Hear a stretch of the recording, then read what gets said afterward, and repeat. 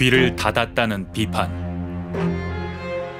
하지만 윤 대통령이 따른다는 뜻밖의 인물들도 등장했다.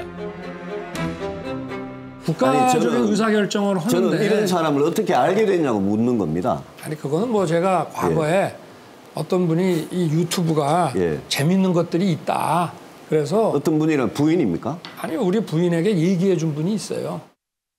차도 한잔 할 때 있고 식사도 같이 할 때 있고 그렇게 이제 그렇게 하면서 그런 자리에서는 이런 게 뭐가 안 풀리는 게 있으면 그런 걸 이야기하면 이 안 풀리는 원리 같은 걸 내가 풀어주죠. 이 천공이 용산 관저 후보지에 답사했단 소문도 있었는데 알고 보니 또 다른 풍수학자였다.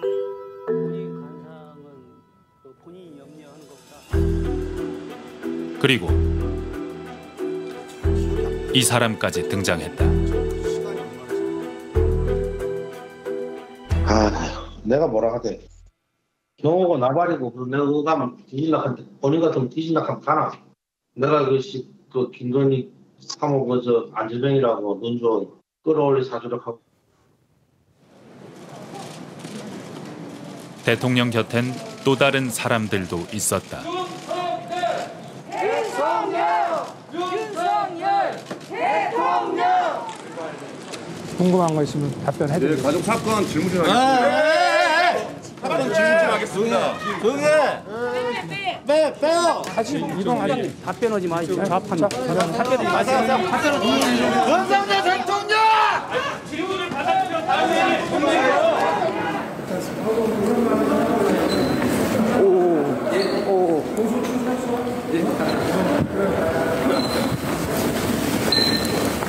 바로 그와의 친분을 과시하는 극우 유튜버들이다. 이게 전부 다 여러분들 응원해 주신 분들한테 고맙다는. 대통령 내외 윤석열, 김건희 대통령 내외의 이름으로 하셨고요.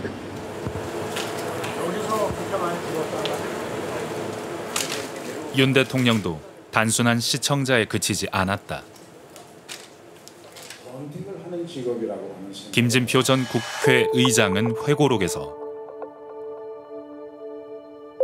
대통령이 유튜버들이 주장하는 이태원 참사 조작설을 말하며 이상민 장관을 감쌌다고 썼다. 급기야 대통령은 이들 극우 유튜버들을 대통령실 행정관이나 차관급 공직자에 임명하기도 했다. 본인들을 대통령 만들어준 게 보수 유튜브라고 생각을 했어요. 보수의 뿌리가 없는 본인이 갑자기 튀어나와서 어쨌든 대세론을 형성하고 경선을 이기고 대통령까지 온 그 근저에는 정치 참여 선언하기 전부터 보수 유튜버를 특히 김건희 여사가 적극적으로 관리하고 자기 편으로 만들었기 때문에 가능했다라는 생각이 처음부터 박혀 있었고요.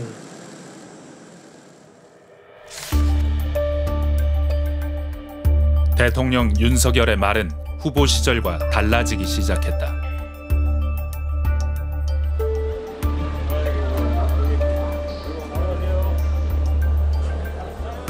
대통령 후보 시절엔 이준석 당대표를 인정한다더니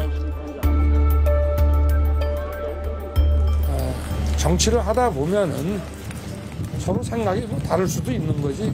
어떻게 군사 작전하듯이 그렇게 일사불란하게 하겠습니까? 그게 바로 민주주의 아니겠습니까?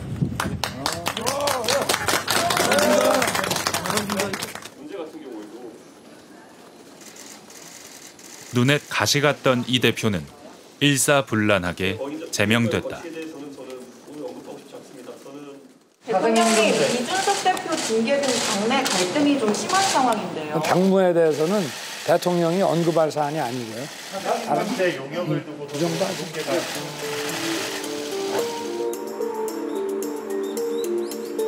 사람에 충성하지 않는 검찰이 필요하다더니 후보님께서는 대통령이 되신다면 윤석열 같은 사람을 검찰총장에 임명하실 건가요? 임명해야죠. 그런 사람을.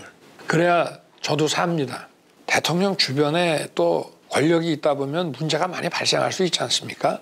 그런 사람을 검찰에서 좀 쳐줘야 대통령한테도 좋은 거예요. 김건희 여사를 수사한 검사들을 물갈이했다. 누구한테 도움을 받으면은 말 한마디라도 이렇게 인연을 딱 못 끊고 좀 순진한 면도 있고.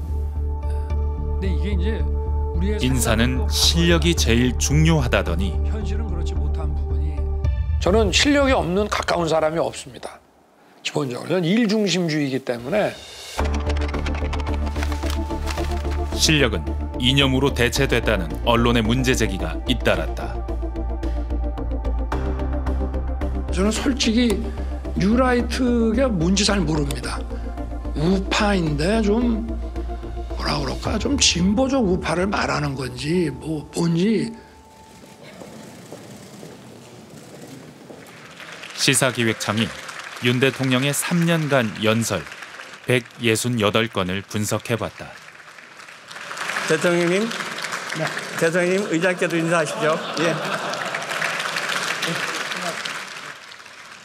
6개월 단위로 나눠 살폈더니 대통령의 언어에서 가장 두드러진 변화는 국회를 향한 태도였다. 존경하는 국민 여러분,